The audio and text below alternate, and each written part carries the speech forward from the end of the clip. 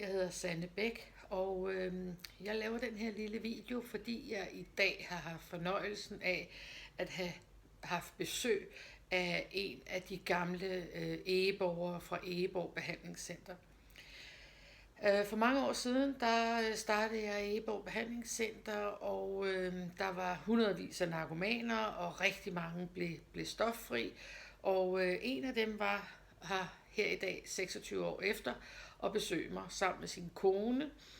Og han har det fantastisk. Han har været clean i 26 år. Og det, man kan næsten ikke beskrive, eller jeg kan ikke beskrive, hvilken følelse det giver at se, at alt det, vi gjorde der med Egeborg Behandlingscenter, det faktisk virker. Og det virker stadigvæk så mange år efter. Narkobehandling, det har jeg altid syntes er lidt som at sætte sin bil på værksted. Hvis en narkoman går i behandling, eller en bil kommer på værksted, så er det ret vigtigt, at bilen eller narkomanen efter behandling, efter at have været på værksted, at den så kan køre igen. Og det synes jeg jo faktisk også, at man burde forlange af et behandlingssystem, at når et behandlingssystem har haft en narkoman i behandling, så skal narkomanen være selvkørende, også uden eller sådan en anhænger, hvor at der sidder støtteforanstaltninger, og uden pædagoger og andre hjælpepersoner. En narkoman, der har været i behandling, skal være selvkørende, fuldstændig som bilen, der har været på værksted. Og hvorfor kan jeg så påstå det? Jo, det er fordi, det er min erfaring. Jeg har haft hundredvis af narkomaner i behandling, og jeg har aldrig mødt en, som ikke kunne blive stoffri. Jeg har mødt nogen, som valgte ikke at blive det, men troen på, at alle kan blive stoffri, den er altafgørende i en narkobehandling. Mine søde gæster der var her i dag, de havde en flot buket bonderoser, som du kan se her lige bag mig med. Og da jeg pakkede dem ud, der var de helt tillukket, fuldstændig tillukket, men nu har de har åbnet sig og viser nu de smukkeste farver. Og på samme måde er det rent faktisk med narkomaner. At når de kommer ind i det rigtige miljø, det vil sige i et miljø, hvor man tror på dem, måske ikke tror på, hvad de siger, men man tror på dem som mennesker, og man tror og er overbevist om, at de godt kan blive stoffri. Jamen så åbner de sig og viser alle deres smukke farver. Da min gode ven, som var her i dag sammen med sin kone, han er for øvrigt lige ved at være færdig med en bachelor, så han gør det rigtig godt. Da han i tidernes morgen kom til Egeborg Behandlingscenter, der var han ved at give op. Forstået på den måde, at han gerne ville gå derfra.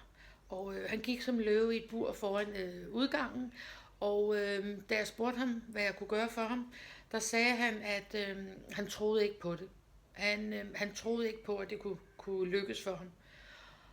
Så lavede jeg en aftale med ham, at indtil han fik troen tilbage, hvis han fik den tilbage, så ville jeg tro for ham. Og han skulle bare love mig en ting, og det var at blive på stedet. Blive, mens jeg troede på ham. Så på den måde, der tog vi en dag ad gangen, og nu har han altså været clean og ædru i 26 år, mere end 26 år. Så da han mistede troen, der var der altså en behandler, mig, der troede for ham, og det er altafgørende. Så at tro på, at narkomaner kan blive stoffri, det er altafgørende, fordi de har selv af og til mistet håbet. Så den her lille video, det skal være mit opråb til alle, der kender en narkoman, alle, der har hørt om en narkoman, politikere, pressen osv., om at nu må der simpelthen snart ske noget med det danske narkobehandlingssystem. Det stinker. Det virker ikke. Og det er jo hårde ord. Ja, jeg har ikke blevet mildere med årene. Tværtimod. Jeg havde håbet og troet på, at når jeg startede Egeborg Behandlingscenter, at så ville der ske en forandring på lang sigt. Men nej, der skete en stor forandring for dem, jeg havde i behandling. Men siden da, der er alt ved det gamle. Istedgade ligner noget, der er løgn.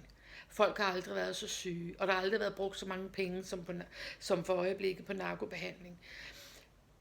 Man hælder de forkerte behandlingsmetoder ned over ørerne på narkomanerne, og så bebrejder man narkomanerne, at det ikke virker. Så kære narkoman, hvis du ser det her, så skal du vide, at det er ikke dig, der er noget i vejen med. det er behandlingssystemet. Det virker ganske enkelt ikke. Til dig, som ikke er narkoman, men som måske har en pårørende, jeg har selv en bror, der er død af narkomani, til dig, der vil jeg sige, at spred den her video. Fortæl til Gud og hver mand og alle derimellem, politikere, pressen osv., at vi er altså en hel del, som ved, at narkobehandlingssystemet det bare ikke virker. Der bliver brugt for mange penge, og de eneste, der har gavn af det, det er behandlerne. Man bedøver folket. Det vil sige, man giver alle mulige stoffer, medicin og narkotika, hvad ved jeg, til narkomanerne, og man tror ikke på, at de kan blive stoffri. Jeg ved, og jeg tror på, at narkomaner, de er ligesom bonderoserne her, at når de kommer ind, hvor der er tro på dem, hvor at man giver dem de rigtige menneskelige redskaber til at finde deres allerbedste egenskaber frem, så kan de blive stoffri. Der er ingen, der behøver medicin for livet. Så den her video var sød og spred den. Spred den til Gud og hver mand. Og jeg vil sammen med den her video lægge en e-mail på, eller måske lægger jeg den her nede under videoen, alt efter hvad der er bedst, der hvor jeg nu vil offentliggøre den her video. Fordi jeg har tænkt mig at fortsætte kampen for, at narkomaner de skal have et behandlingstilbud, der virker. Jeg vil meget gerne starte op igen, og om ikke andet, så fortsætter jeg i hvert fald med at gøre opmærksom på, at det danske narkobehandlingssystem, det er for dyrt, og det virker ikke. Alt for få bliver stoffri. Så ja, luk det ned, hvis det ikke virker. En mekaniker, han var gået konkurs, hvis han havde samme resultater med de biler, han havde til behandling. Så spred den her video. Offentliggør den alle steder. Send den gerne til pressen, tv osv. Ikke fordi jeg skal være berømt. Jeg har været både berømt og berygtet, og det er mere fordi, at nu må der altså snart ske noget. Der må snart være nogen, der igen tager alvorligt, at der skal være et behandlingssystem, der virker til narkomaner. Husk på, det er vores børn, det går ud over. Vores børnebørn, det går ud over. Og vi kan godt sidde med fingrene i ørerne og sige, at det sker altid kun for naboen. Ja, nu er det jo sådan, at naboens børn er til vores egne. Så spred den her video, gør oprør, gør opmærksom på, at behandlingssystemet ikke virker. Og aller vigtigst, hvis du er narkoman eller pårørende, så skal du vide, at du behøver ikke at være på stoffer. Du kan blive stoffri. Så kære narkoman, tro på det. Du kan blive stoffri, hvis du får den korrekte behandling, og at du er sammen med nogle mennesker, som behandler dig menneskeligt og tror på, at du er noget værd, og tror på, at du kan være et ganske almindeligt menneske som alle os andre.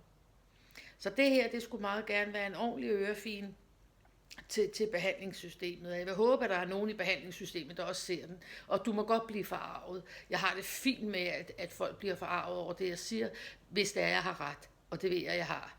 Jeg har nemlig gjort adskillige mennesker stoffri. Jeg har vist dem vejen.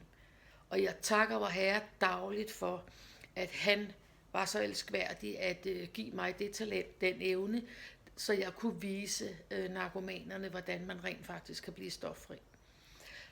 Så det her var nogle tanker dagen i dag, hvor at jeg havde besøg af mine gode, gamle egeborgere, som beviser, at jeg har ret. Det var altid rart at få ret. Og det har jeg altid vidst, jeg havde, når det handler om narkobehandling.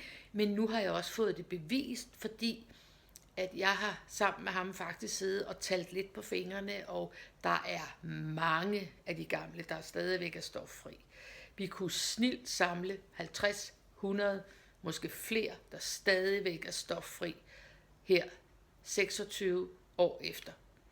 Så det var simpelthen bare det, jeg ville sige, men det var selvfølgelig også rigeligt. Og skulle du blive forarvet over den her video, jamen så have en fortsat rigtig elendig aften eller dag, fordi jeg bliver ved med at sige det, som jeg ved, der er rigtigt, når det handler om narkobehandling.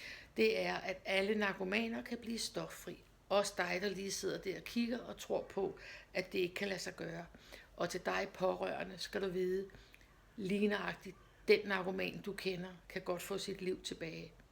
Og det er lettere, end man tror, hvis behandlerne også tror på det. Det var lige mine ord. Spred videoen, og send mig gerne en e-mail, hvis du har en god idé til, hvordan vi kan lave røre i andedammen, og hvordan vi kan lave ballade, så behandlingssystemet stopper med at være så elendigt. Måske skulle vi også råbe nogle politikere op. Send den gerne til nogle politikere. Der er sikkert nogen, der tror, at vi har et godt behandlingssystem, men det er jo løgn. Det ved jeg i hvert fald, og det er der masser af narkomaner, der også ved. Så have det fortsat fantastisk, og lad mig høre fra dig, og ja, lad os lave det røre i andedammen og få et behandlingssystem, der virker. Det er der rigtig mange narkomaner, der fortjener. Ha' det fint.